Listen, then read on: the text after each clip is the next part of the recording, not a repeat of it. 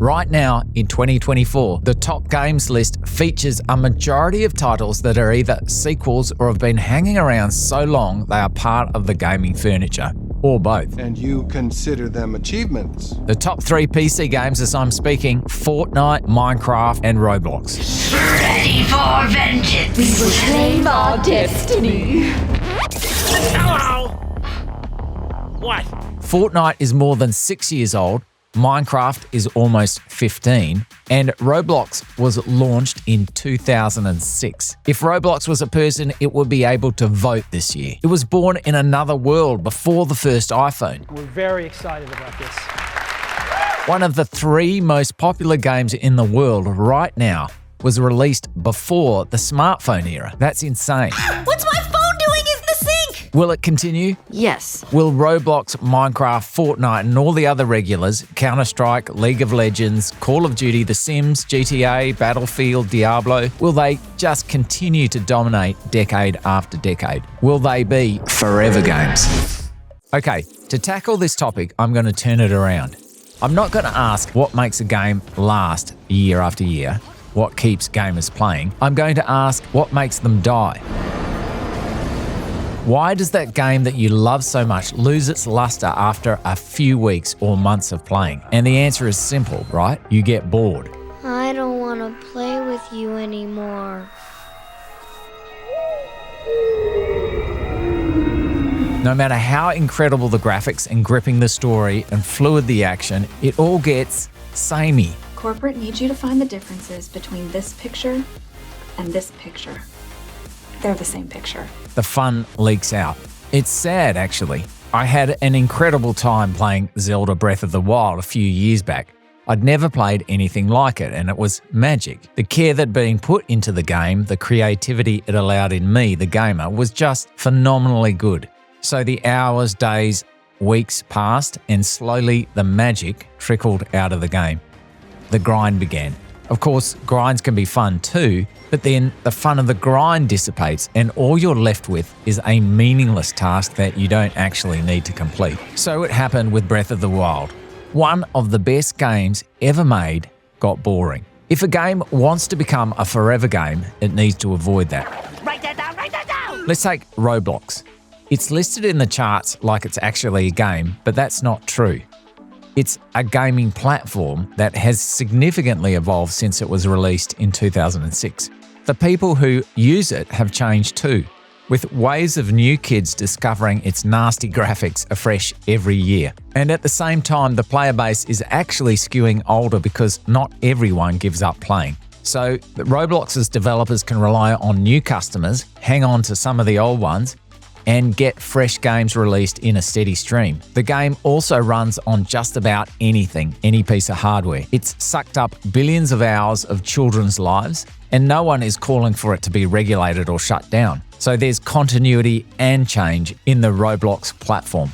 That's what you need for a forever game, a through line. Brand continuity, gaming continuity that nevertheless evolves. It's the different in the familiar, or the familiar in the different, that is the holy grail here. Which explains what Epic is doing with Fortnite. You got nothing to worry about. Trust me. I've got the heightened senses of a ninja. Oh, I am so sorry. When they had a runaway smash hit with Fortnite's Battle Royale mode, Epic didn't sit around. They got busy making a platform, something that could adapt when the boredom kicked in. Behold, the mullet marauder! Now what? I'm out. I just can't even.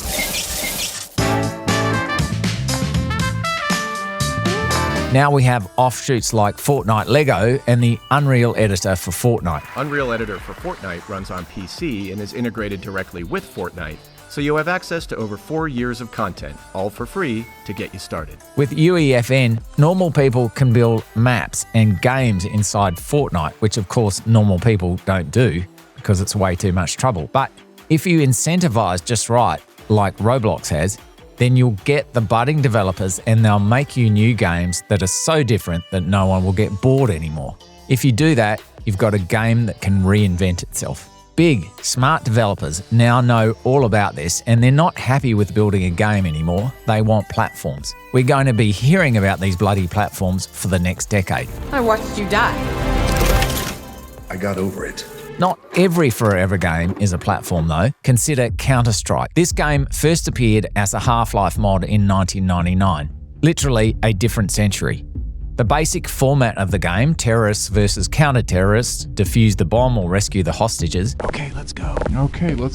It hasn't changed in 25 years. So why is Counter-Strike still one of the most played games?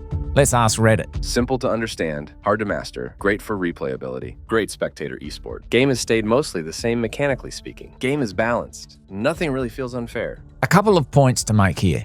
First, Counter-Strike 2 is technically graphically miles away from the first Half-Life mod.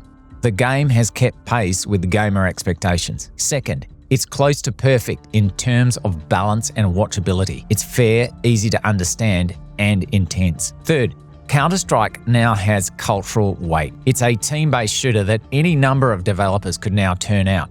But there's only one Counter-Strike. People love Counter-Strike because they love Counter-Strike. This is the IP point, intellectual property, the thing that Hollywood prizes above all else. It's the recognition in the audience, the knowledge, the memory. Every forever game has this kind of cultural weight. Your Fortnite World Champion! Booga! Minecraft, for example, has it by the truckload. I made a whole other video about why Minecraft changed the world. You should watch it.